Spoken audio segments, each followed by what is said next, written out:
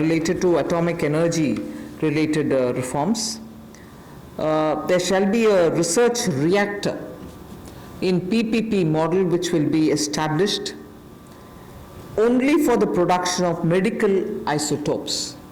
Now, medical isotopes are increasingly used in cancer treatment. In fact, India has earned a lot of goodwill from very many countries which had India supply them these isotopes. So absolutely for promoting welfare of humanity through affordable treatment for cancer and other diseases, we shall be establishing a research reactor in PPP mode, and that will produce medical isotopes. The next is establishing facilities in, again, PPP mode. Atomic energy is completely with the government, but here are the ways in which we are bringing in the PPP mode, establishing facilities in PPP mode to use irradiation technology, the radiation technology, for food preservation. Radiation technology, as you know, at one point in time the government also was discussing it, and a lot of you all were asking us questions.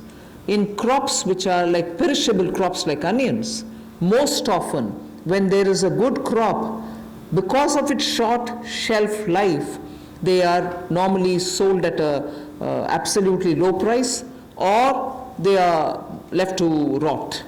Whereas when you use radiation technology, we are able to provide it the necessary qualities with which it can be stored for a longer time.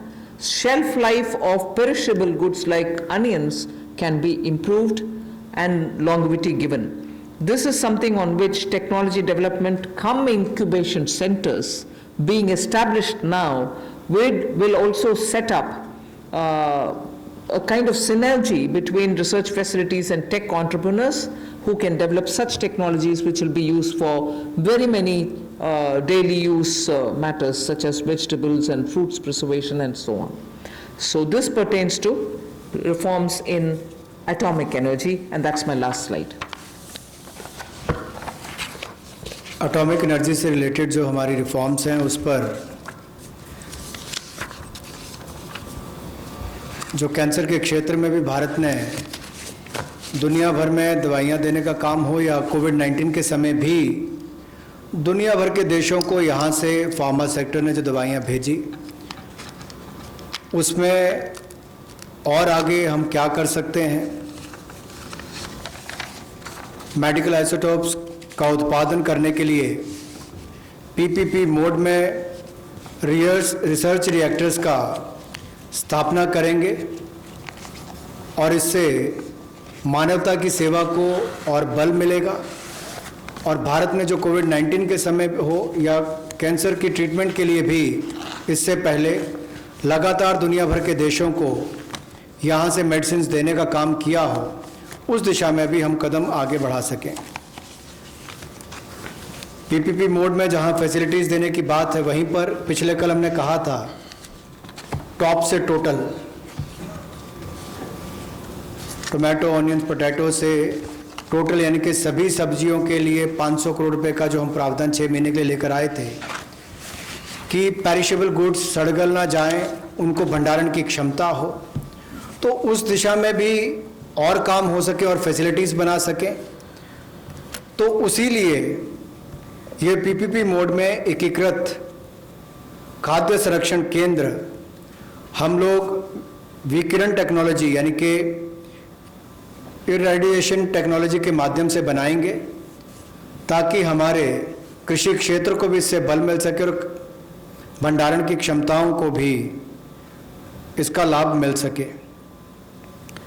इसके अलावा जो दुनिया भर में भारत के युवाओं ने startups के माध्यम से भारत का नाम रोशन किया है, दुनिया के अग्रणी देशों में भारत को लाकर खड़ा किया, ये भारत के युवाओं की एक बहुत बड़ी उपलब्धि है।